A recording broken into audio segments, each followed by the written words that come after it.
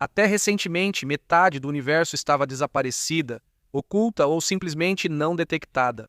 E não estou falando sobre matéria escura ou energia escura, que compõem 27% e 68% do nosso universo, respectivamente. Não, estou falando da matéria normal, comum, que compõe você, eu, os planetas, as estrelas, as nebulosas e basicamente tudo o que você pode ver. E como a maior parte dessas coisas é feita de prótons e nêutrons, que são formas de bárions, isso ficou conhecido como o problema dos bárions desaparecidos. Esperamos que o universo seja composto por 5% de matéria bariônica, mas quando procuramos, só encontramos 2,5%.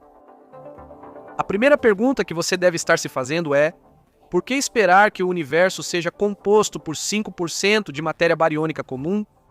A resposta é que, com essa densidade, conseguimos explicar as abundâncias relativas dos diferentes elementos que observamos no universo, especificamente a proporção entre deutério, hidrogênio e hélio. No começo, logo após o Big Bang, havia todos esses nêutrons e prótons girando por aí. Estava incrivelmente quente e havia uma quantidade enorme de radiação. O universo era dominado pela radiação, mas à medida que o universo se expandiu, ele esfriou até o ponto em que prótons e nêutrons puderam começar a se fundir.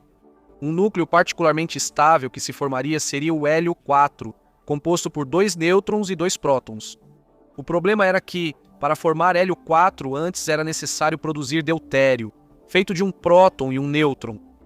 E esse é um núcleo menos estável e tão rápido quanto se formava, ele era despedaçado. Mas, cerca de 10 segundos após o Big Bang, o universo já tinha esfriado o suficiente para que o deutério pudesse se formar. E assim que isso acontecia, ele rapidamente se fundia em hélio.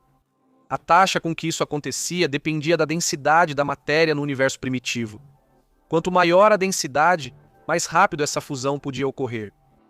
Então, cerca de 20 minutos após o Big Bang, a temperatura já tinha caído tanto que a fusão não podia mais acontecer.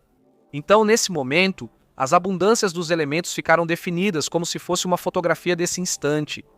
Havia 75% de hidrogênio e 25% de hélio em massa, que é basicamente o que ainda observamos no universo hoje. Dos núcleos de hidrogênio, 26 em cada milhão eram deutério. O incrível sobre o deutério é que ele é estável, não se decompõe e não existem processos conhecidos que possam produzi-lo em quantidades significativas desde o Big Bang.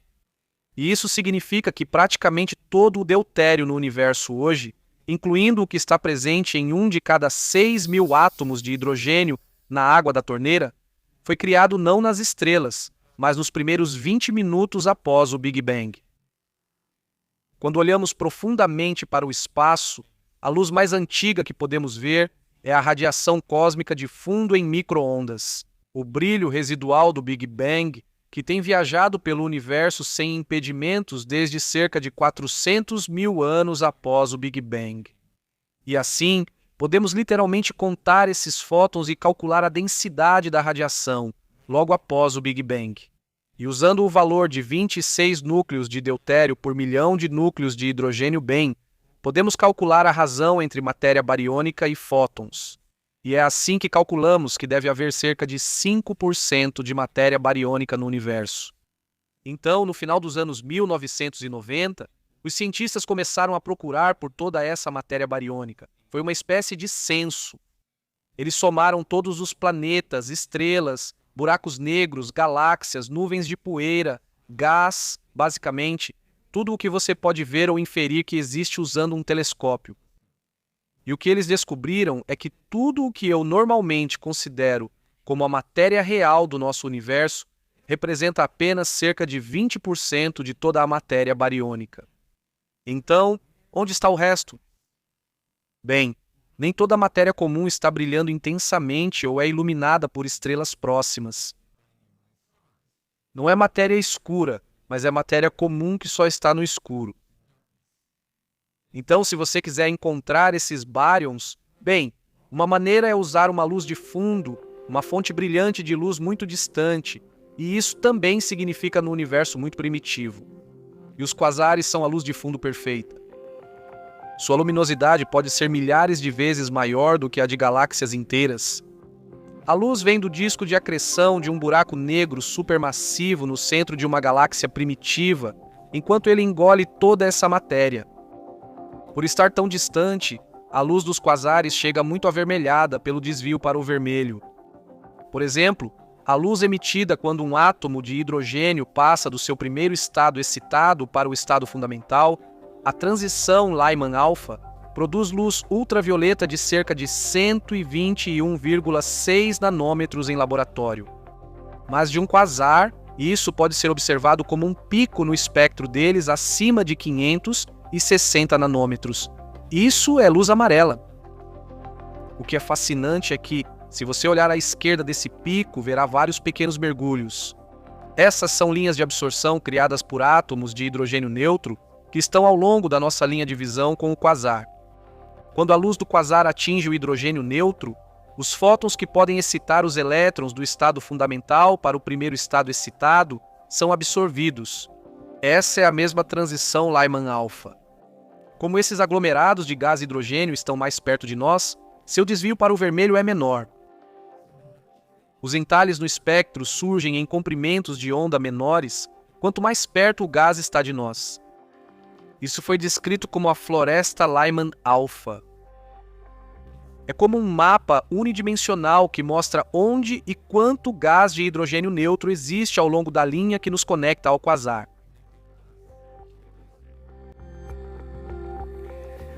Adicionando todo esse gás de hidrogênio neutro ao nosso orçamento de bárions, chegamos quase a 50%. Então, onde está a outra metade dos bárions? Bem, simulações de computador do universo inteiro sugeriram que eles estão por aí, justamente entre as galáxias nessas folhas ou filamentos. E eles estão muito espalhados, apenas de 1 a 10 partículas por metro cúbico. Além disso, essas partículas são ionizadas, então elas não absorvem a luz como o gás de hidrogênio neutro. E elas estão em uma faixa de temperatura entre cerca de 100 mil e 10 milhões de Kelvin, uma faixa que os astrônomos gostam de chamar de morno quente. Então isso é conhecido como meio intergaláctico quente morno, ou Balu'Qa'im, na sigla em inglês. Mas encontrar o Dawagin tem sido um verdadeiro desafio, porque são ionizados, e devido à temperatura, só emitem ou absorvem em ultravioleta de alta energia, ou raios X de baixa energia. Agora, algumas pessoas usaram técnicas muito sofisticadas para tentar encontrar o Dawagin, mas recentemente, um fenômeno físico que ocorre naturalmente nos permitiu encontrar todos os bárions que estavam faltando. Vamos descobrir como. Primeiro, vamos falar sobre relâmpagos. Prometo que isso está relacionado. Ok? Você sabia que é possível detectar relâmpagos do outro lado da Terra? Isso ocorre porque o relâmpago emite um flash de radiação eletromagnética por todo o espectro. Quero dizer, nós vemos a luz branca, mas também há ondas de rádio de amplo espectro que são liberadas. E se você estivesse por perto, poderia detectar isso como um pulso. Ondas de rádio de frequência muito baixa conseguem subir e sair da atmosfera, sendo guiadas pelas linhas do campo magnético da Terra. Elas viajam a vários raios terrestres de distância e depois descem, podendo ser detectadas no outro hemisfério. Exceto que, se forem detectadas lá, elas não chegam como um único pulso. Em vez disso, elas se espalham como um assobiador. Se essas ondas de rádio forem tocadas em um alto-falante, conseguimos ouvi-las. Ouça só.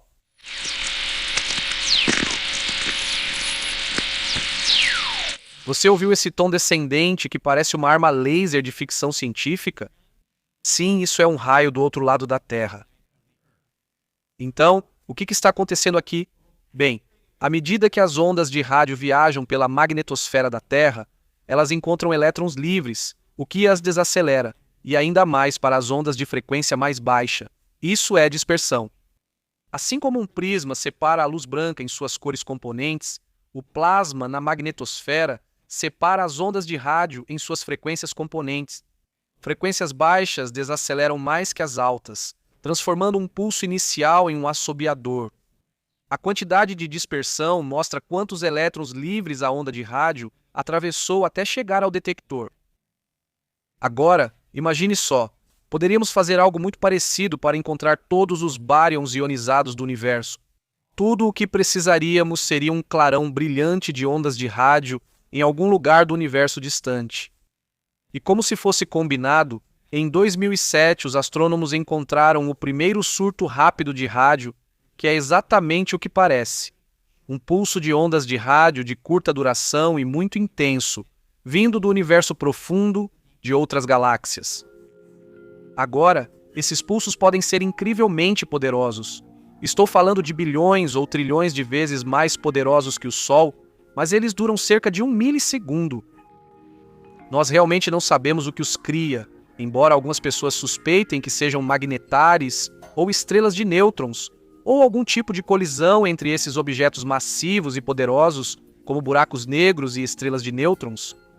Mas, para os nossos propósitos, tudo o que precisamos saber é que esses flashes existem e que podemos usá-los para analisar sua dispersão e descobrir quantos baryons ionizados existem entre nós e a fonte. E foi exatamente isso que um artigo recente publicado na Nature fez. Eles traçaram a medida de dispersão de vários desses rajadas rápidas de rádio em relação ao desvio para o vermelho da galáxia hospedeira. E o que eles descobriram foi que, de fato, quanto mais distantes esses rajadas rápidas de rádio estavam, mais disperso era o sinal deles quando chegava à Terra. Usando suas medições, eles estimaram a quantidade total de matéria bariônica existente. E isso inclui todas as partículas ionizadas no WINE, e eles descobriram que era 5%. Eles encontraram os baryons desaparecidos. Aproximadamente 50% deles estão nesse meio intergaláctico quente e morno. E isso valida o que temos pensado o tempo todo. Sabe o que me surpreendeu ao fazer este vídeo? Foi perceber o quão pouca da matéria comum do Big Bang acabou em coisas como estrelas e galáxias, o que normalmente considero como a matéria do universo. Não, isso é só cerca de 10 ou 20% de toda a matéria bariônica. Então, a formação dessas estruturas é um processo bem ineficiente. Mas essa descoberta é mais um triunfo para a ciência. As simulações de computador feitas décadas atrás acabaram sendo em grande parte corretas. Por isso, todos devem ser parabenizados. Mas isso também destaca a diferença entre cientistas e não cientistas. Sinto que não cientistas gostam de estar certos, e quando as coisas acontecem como esperavam.